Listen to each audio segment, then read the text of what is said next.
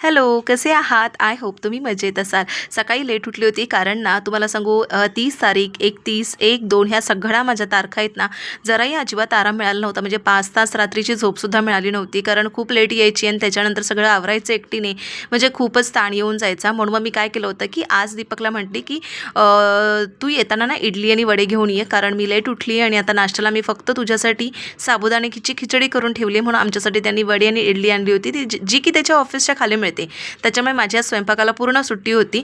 तर आता मी एकत्र जेवण घेऊ मस्तपैकी आणि 11:30 वाजले. त्याच्यामुळे आम्ही सकाळी उठलो होतो तेव्हा चहा वगैरे बिस्किट खाल्लं होतं. त्यानंतर मी त्या आयशला भरून घेते. त्यानंतर मला झोपायचं होतं कारण पूर्ण आज दिवस मी झोपा काढणार होती. फुल दिवस एकदम आरामाचा होता. त्याच्यानंतर संध्याकाळी स्वयंपाक करायचा होता आणि काल आम्ही ना दीपकच्या घरी गेलो होतो तेव्हा आईंनी ही चटणी दिली होती, जी आमची साठवणीची चटणी घाटी मसाला असतो. तर तो तुम्हाला दाखवते आहे. सो असा होता माझा आजचा दिवस. आवडला तर नक्की फॉलो करा. बाय.